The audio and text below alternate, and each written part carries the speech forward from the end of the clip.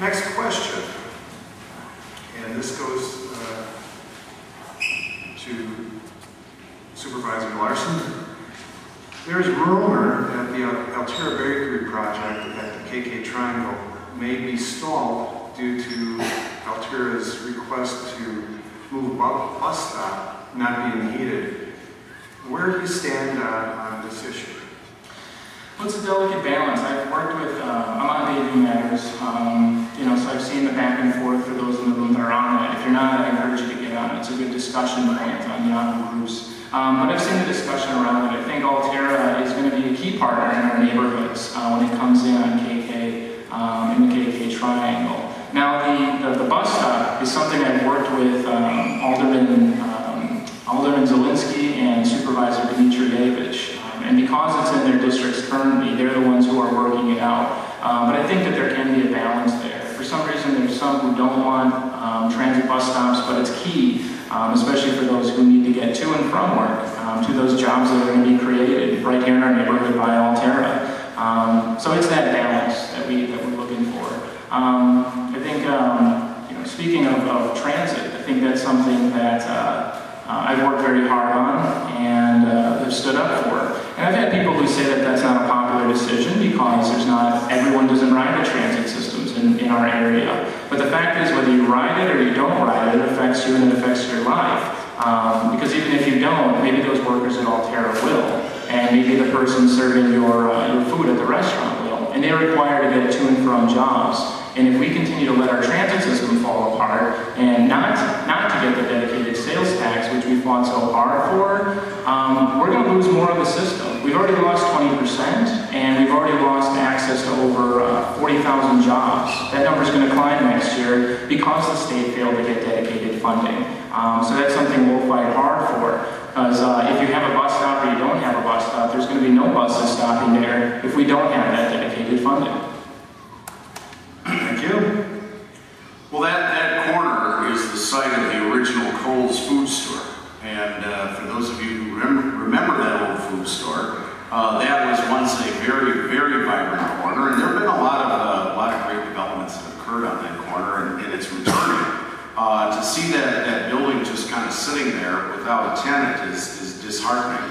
I think we ought to do everything we can to get a tenant in there. Altera is a local company. They're a great company. They've made huge investments here in the Milwaukee community.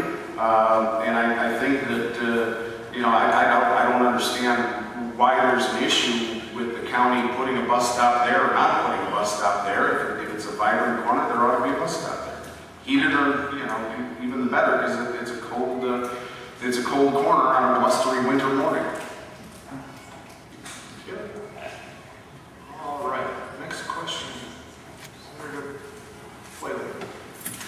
Give us an example of a time you turned down campaign money because you did not agree with the entity giving it. An example where I didn't take campaign money because I didn't agree with the group. You know, I've turned back campaign money over the years from various groups. You know, because I haven't agreed with them. I'm trying to remember a specific instance. You know, let me just expand on this issue of campaign finance.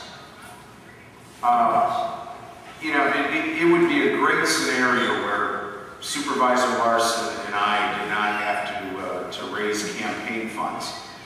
Unfortunately, we don't live in that world. And running campaigns, as you probably noticed from your mailboxes, and you know, not just our race, but the U.S. Senate race and the governor's race, is expensive. But I tell you know, campaign donations don't have an impact on me. People have an impact on me. Talking to people at the doors, that has an impact on me. That's what drives my passion for this. When I talk to average, normal people at the doors and they tell me what their concerns are, that weighs far more than any type of campaign contribution that I may get to my campaign. You know, and I know we'll probably hear it tonight because it's been a hot topic over the last couple of weeks about different special interest groups, and I think you're seeing them flood your mailboxes as well. But honest to God, it's the disabled lady in South Milwaukee who sends me $5 and I know she can't afford it, or it's the shop owner on Milwaukee Avenue who sends me $10 and I really know he can't afford it. That's what has an impact on me. It doesn't matter where it comes from. It all just gets spent on literature that you all throw away anyway. But it's really the phone calls, it's the discussions, it's the conversations, it's a heartfelt person-to-person contact. That's what has the impact on me. Thank you. Supervisor Larson. Thank you.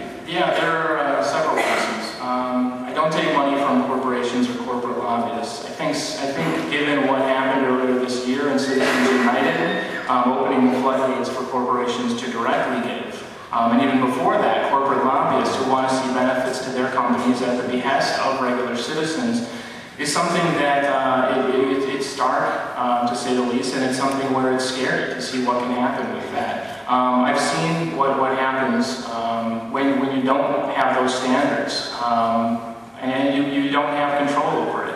I've strived to get as close to 50% of my contributions from in the district as possible, so that I know who I'm representing.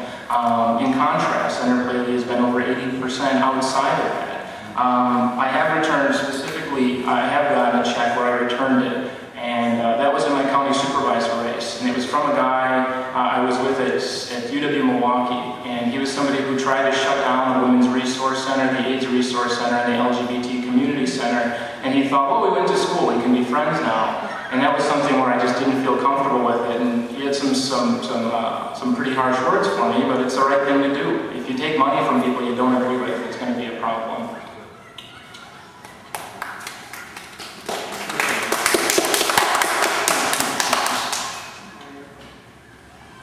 Supervisor Larson, with an increasing number of voters describing themselves as independent, would you be in favor of Wisconsin returning to an open primary? Please give your reasons.